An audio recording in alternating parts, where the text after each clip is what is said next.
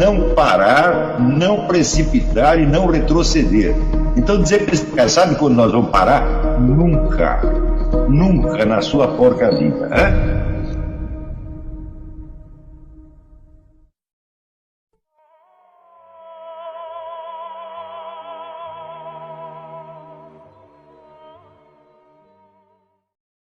Hoje eu queria, antes de tudo, colocar, aquele que me parece ser um dos princípios fundamentais de toda a ciência política.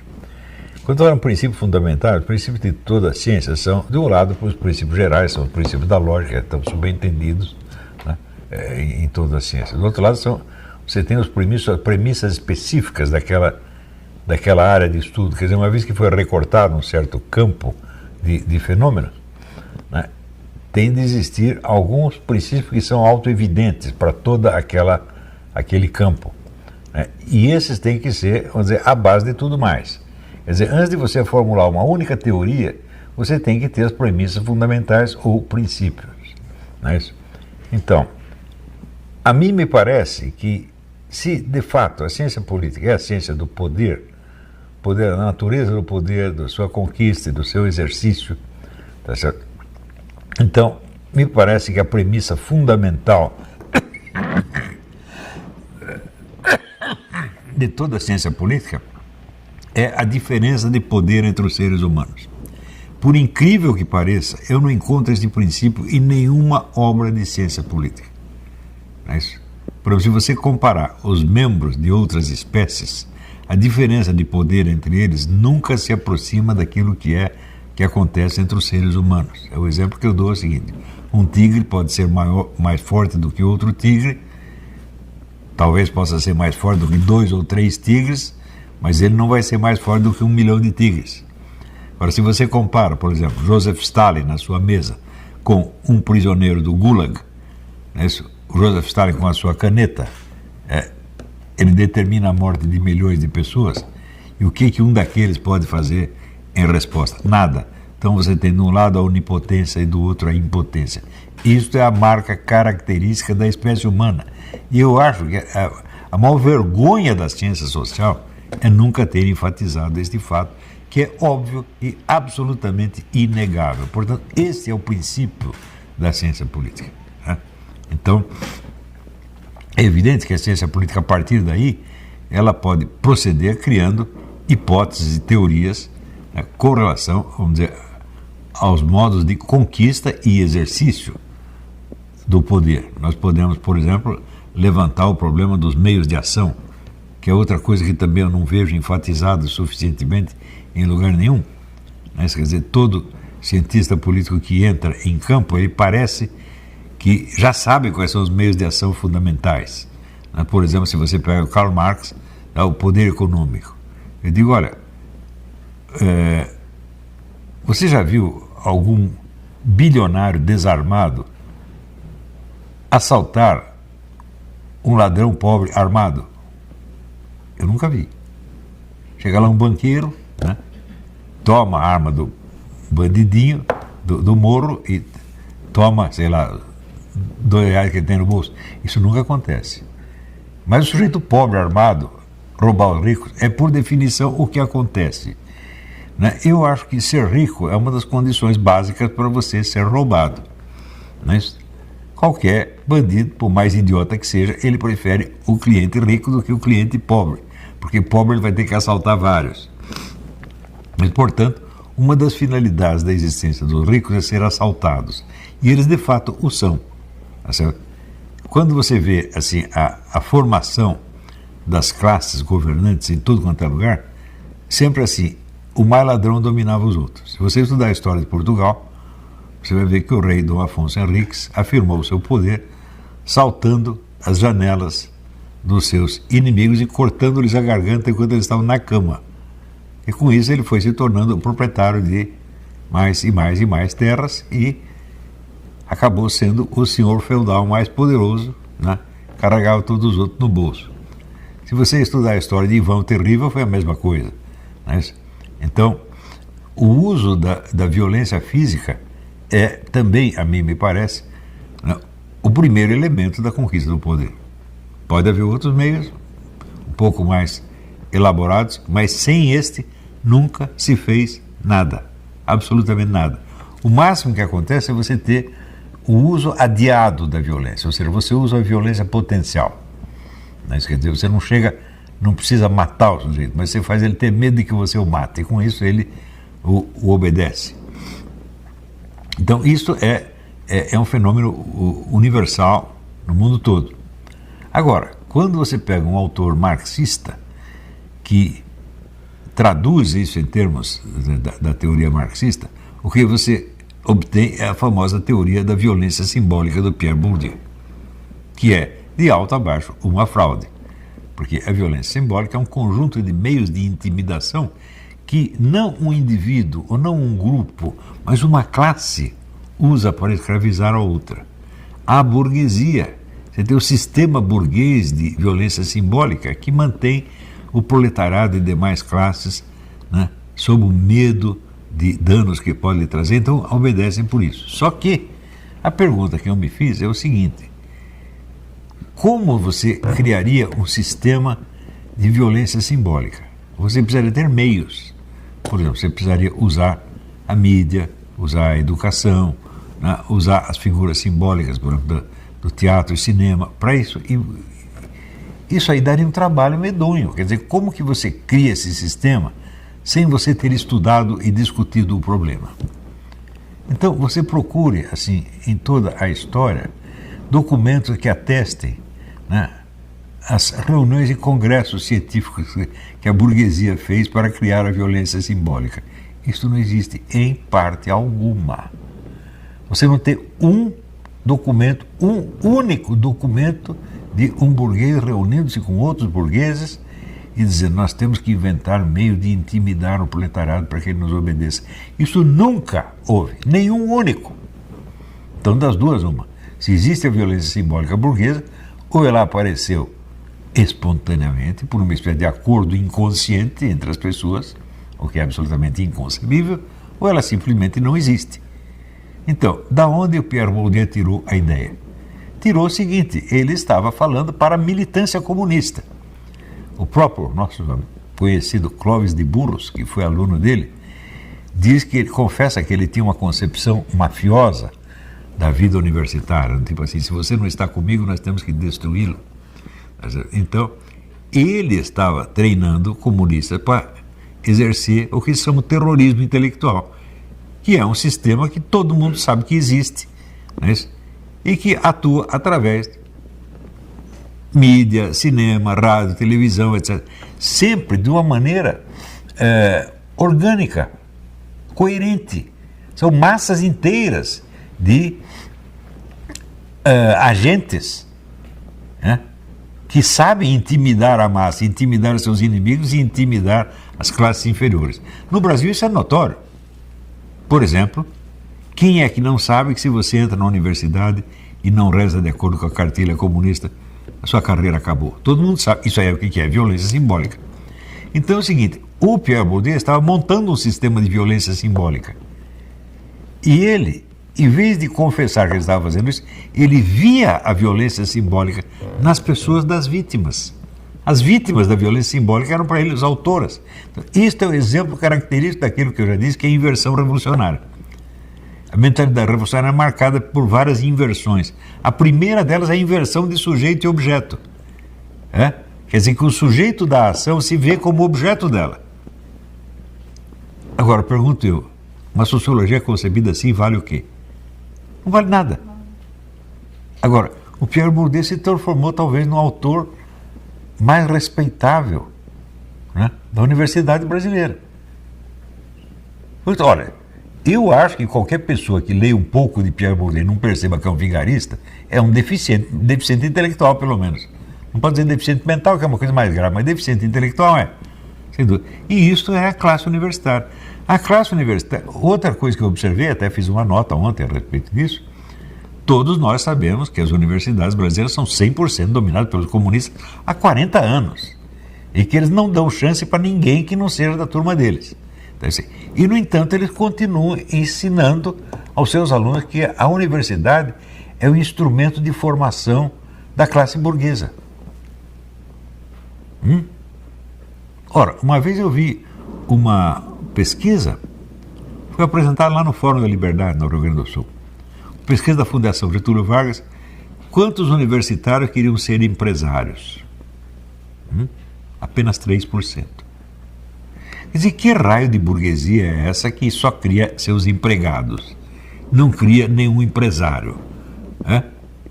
Então você tem a prova viva de que essa história de que a burguesia é o instrumento de formação, que a universidade é o instrumento de formação da classe burguesa, é uma coisa invertida, perfeitamente invertida. A universidade é instrumento de formação da militância comunista.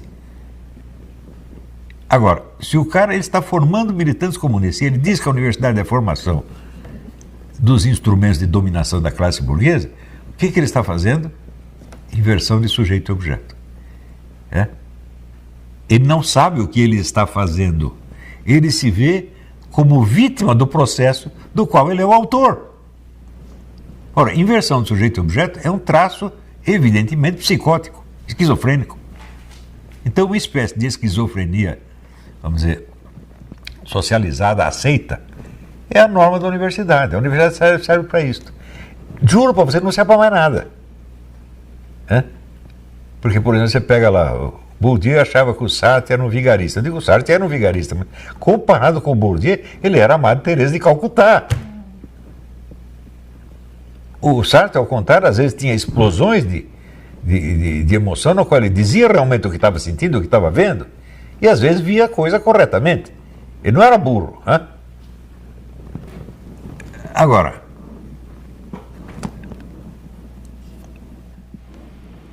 já que nós estamos falando disso aí, vamos pensar o seguinte, estamos falando de ciência social. O que é a ciência social? Onde surge a ciência social?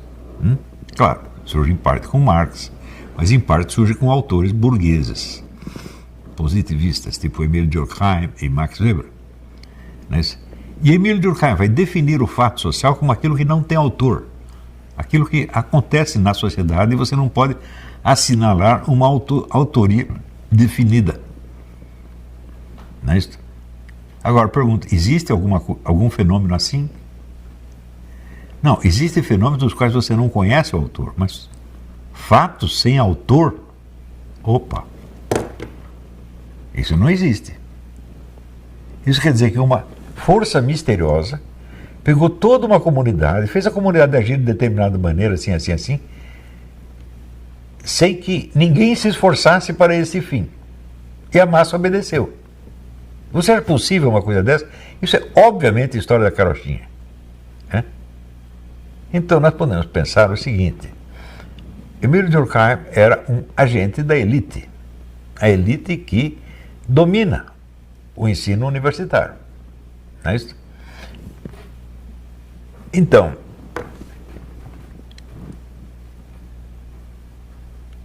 quando ele vê um monte de fatos sociais anônimos se desenrolando na sua frente, por que ele não lembra de pensar que talvez o sujeito desses atos seja ele mesmo? Eu estou fazendo tal coisa. Esse erro Karl Marx jamais cometeu. Porque o Karl Marx sabia que ele estava organizando o movimento comunista. Ele jamais disse que o movimento comunista se organizou por si mesmo e o cooptou. Não, ele não era burro a esse ponto. Tá certo? Mas Durkheim era. E muitos sociólogos são. Por outro lado, você vê que a ação verdadeira da elite, por exemplo, a elite, eu ontem mencionei os clubes de discos, clubes de debates do tempo da Revolução Francesa. Aquilo era uma elite. Era uma elite não só intelectual, mas era uma elite financeira também, porque os nobres estavam todos lá. Os salões da nobreza eles próprios eram centro de debates. Todos infectados pelo discurso da Revolução. Se você perguntar assim, quantos capitalistas fizeram a Revolução Burguesa? Eu lhe respondo, nenhum. Quantos burgueses tinha a Revolução Burguesa? Não tinha nenhum. Você só tinha nobres, padres e intelectuais. Só esses. E a classe capitalista, os donos do capital, cadê? Eles foram formados pela Revolução. Eles não fizeram a Revolução. Depois da Revolução, o pessoal começa a fazer o quê?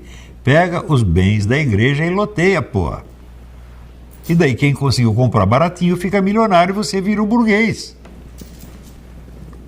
Foi assim que, quer dizer, a Revolução Francesa não foi feita pela burguesia, ao contrário, ela criou a burguesia. Ela foi feita pelos clubes de debate, por uma elite agente muito séria, muito consciente, muito determinada. Mas acontece que a ciência social só gosta de causas impessoais e anônimas. Então o que ela faz? Ela esconde o agente e bota um nome bonito de uma entidade anônima. E as pessoas acreditam nisso. Diz, a burguesia fez isso assim, assim. O proletariado fez isso assim, assim. O que é isso? Estão loucos? Pergunto, como que uma classe social pode ser agente?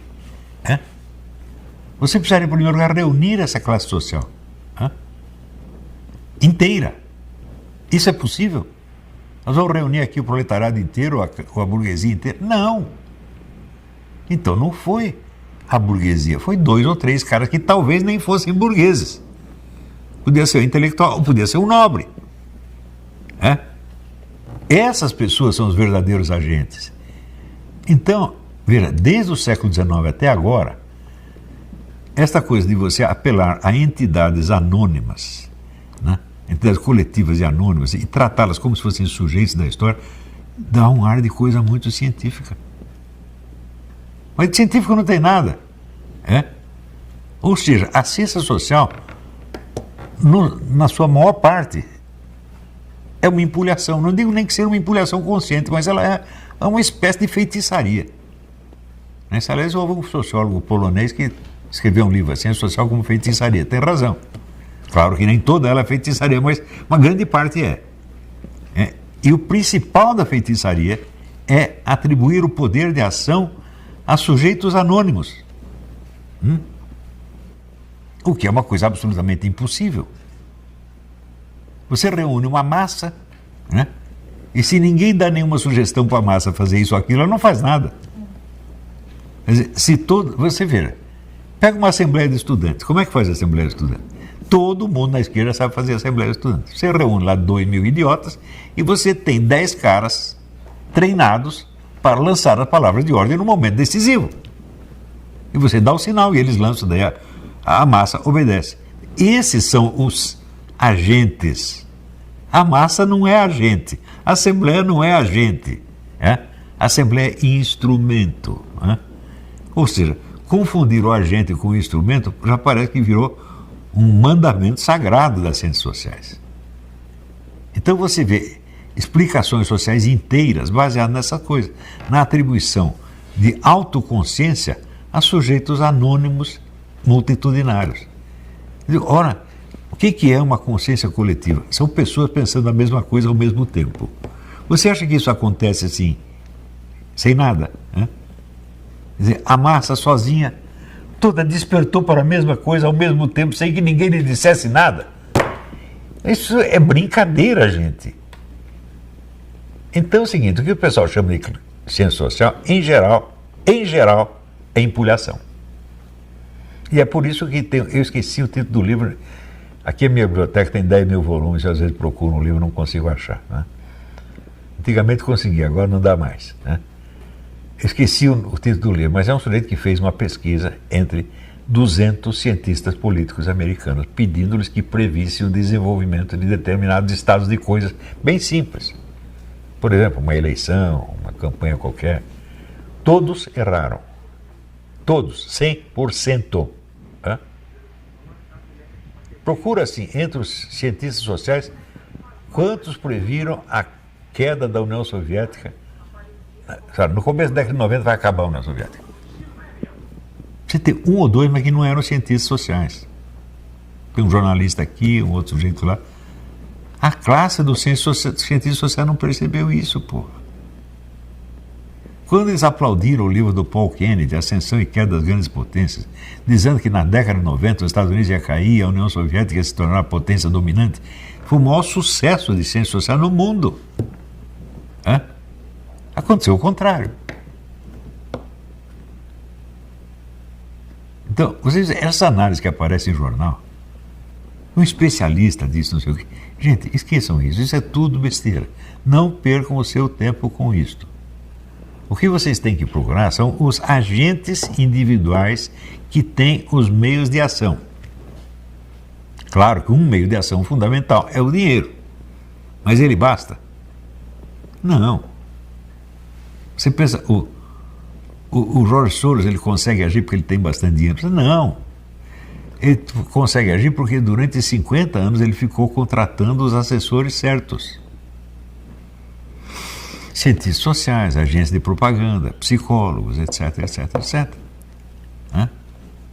Por exemplo, se você estudar as obras do Kurt Lewin, Kurt Lewin é um psicólogo, fez alguns trabalhos notáveis, era um gênio, não posso negar que fosse um gênio. Ele descobriu a mecânica da ação social. E não tem nada anônimo ali, sempre é um agente que age sobre o outro. Então, eu sugiro, estude as obras do Kurt Lewin e você vai ver como se faz as coisas na política.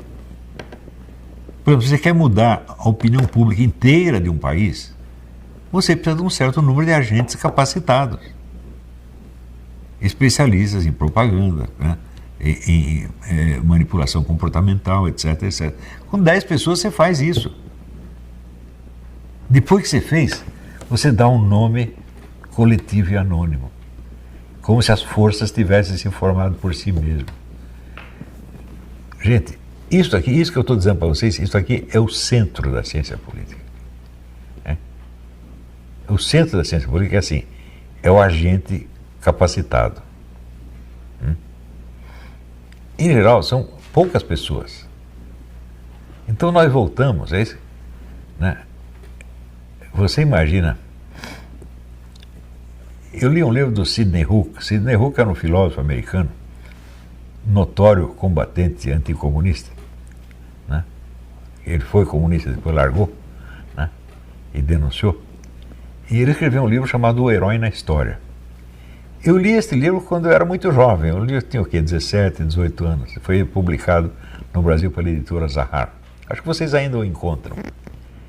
E era a discussão do papel relativo do indivíduo notável na história.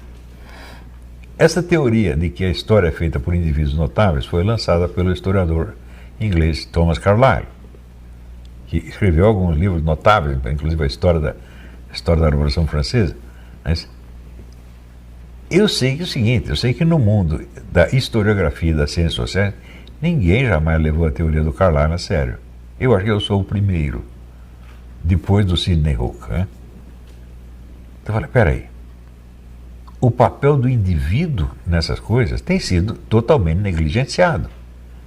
Você imagina assim, você pega toda a situação, o finzinho da Revolução Francesa, a França naquela bagunça, miséria, violência para tudo quanto é lado, e você tira desse quadro a pessoa do senhor Napoleão Bonaparte. Acabou. Nada seria como foi. Um indivíduo, um baixinho de 1,50 m, porra. O cara mudou tudo.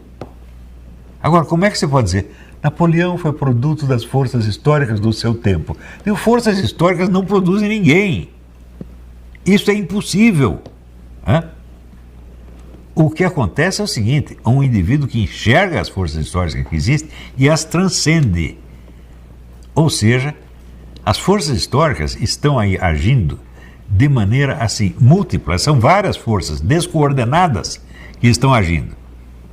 Se fossem coordenadas não haveria problema nenhum, estaria tudo organizadíssimo. Não é isso? Mas você tem várias forças inconexas, descoordenadas, agindo ao mesmo tempo. Então aparece o indivíduo e ele transcende esse quadro. Ou seja, ele encara como unidade aquilo que na prática é falta de unidade. E ele consegue, então, dar um encaminhamento unitário ao conjunto das forças caóticas, que aí deixam de ser caóticas e se organizam em vista de uma finalidade. E aí entramos na famosa advertência do Georg Jelinek, que o principal nas ciências sociais é você saber distinguir o que são processos mais ou menos espontâneos e o que são planos postos em execução. Ou seja, o Napoleão Bonaparte vê a confusão e transfigura num plano. Isso só um indivíduo pode fazer. Coletividade nenhuma pode fazer isso. Porque a coletividade é coletiva, meu Deus do céu. Se você disser aqui temos a comissão de 20 pessoas, você tem 20 cabeças. Para essas 20 cabeças entrar num acordo, só se uma delas propuser um plano que pareça razoável aos 20. Então, o indivíduo humano é o centro da ação histórica. E ele é o centro da ação política, ele é o centro da conquista do poder. Quando você não tem o agente qualificado para fazer isso, as coisas não acontecem. Por exemplo, você vê no Brasil, não tem esse agente. Nós temos um presidente que eu respeito muito, acho o primeiro presidente honesto e sincero que tem, mas ele não é esse agente. Ele não é capaz de pegar o caos e transformá-lo num plano. Ele também está perdido no meio Ele tem lá seus objetivos, que são muito como é que se diz, respeitáveis, né? E ele não está usando de meios ilícitos nem nada, mas ele não tem uma visão de conjunto da coisa. Se ele tivesse, ele já teria agido. Não é isso? Se você pegar, por exemplo, todos esses generais, e eu acho que esses generais só concebem duas coisas. Ou eles fazem um golpe militar, ou eles não fazem nada. Ou seja, interferir de maneira inteligente, de modo a mudar o curso das coisas, eles não sabem como é que se faz. Eles não têm a menor ideia. Por quê? Generais não têm prática política, né? Só tem prática militar. Ou não é assim? Quando eles querem adquirir treino político, eles pensam na política eleitoral. Não, veja,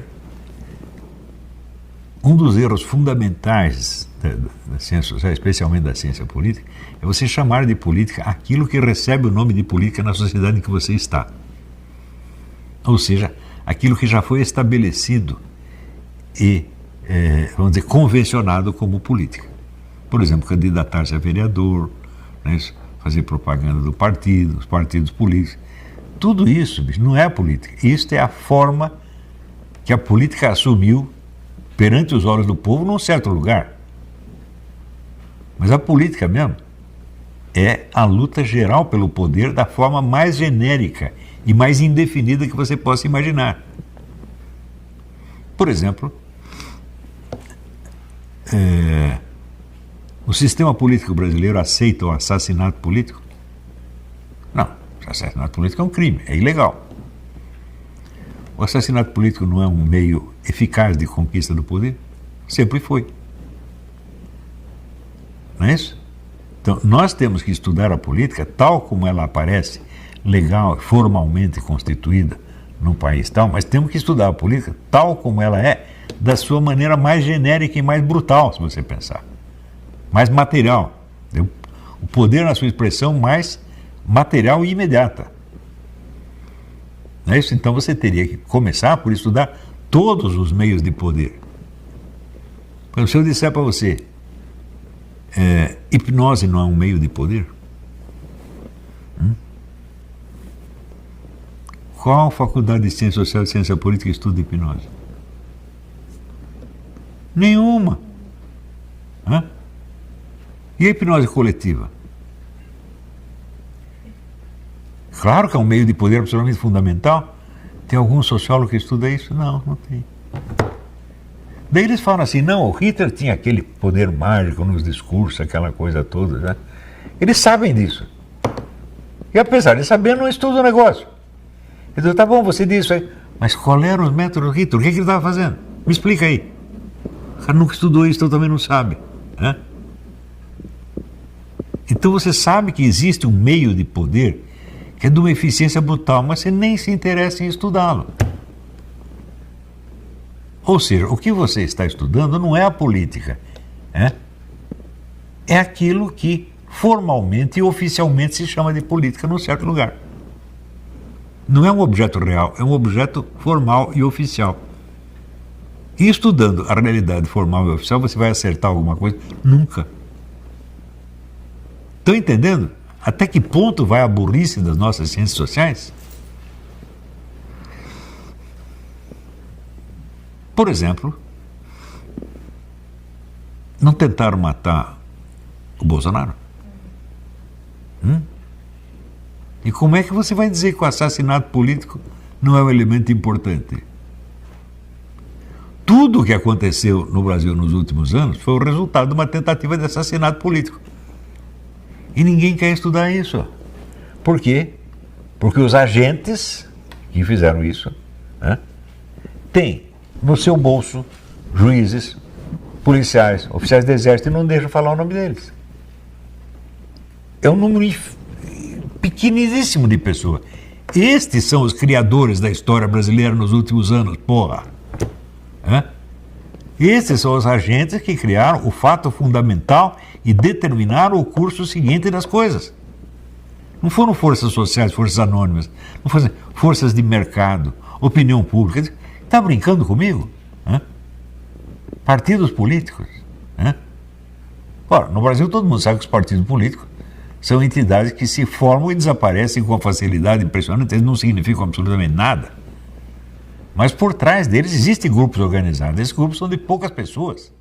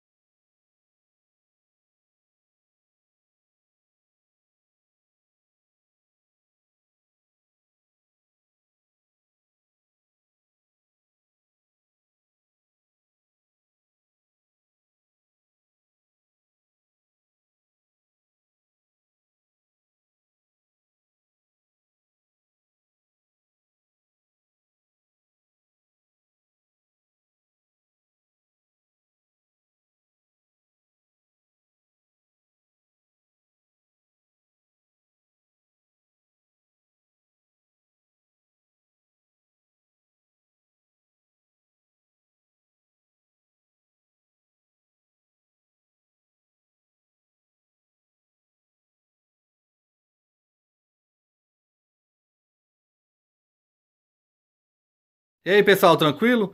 Então, se inscrevam no canal, comentem, curtam, compartilhem. Isso ajuda bastante nosso canal. Quem quiser ajudar a gente de outra forma, os links estão aí na descrição do vídeo. Temos Apoie-se, tem o apoio coletivo e também quem quiser ser membro ou participar da nossa vaquinha. Sigam nas redes sociais, os links estão aí na descrição do vídeo. Então é isso aí, sempre com Deus, pátria, família e liberdade por um Brasil melhor. Valeu pessoal, fique com Deus. Se inscreva e compartilhe o canal. Obrigado.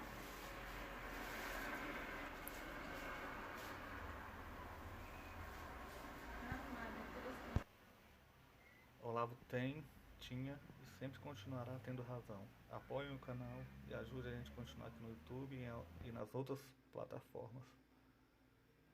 Obrigado, fique com Deus.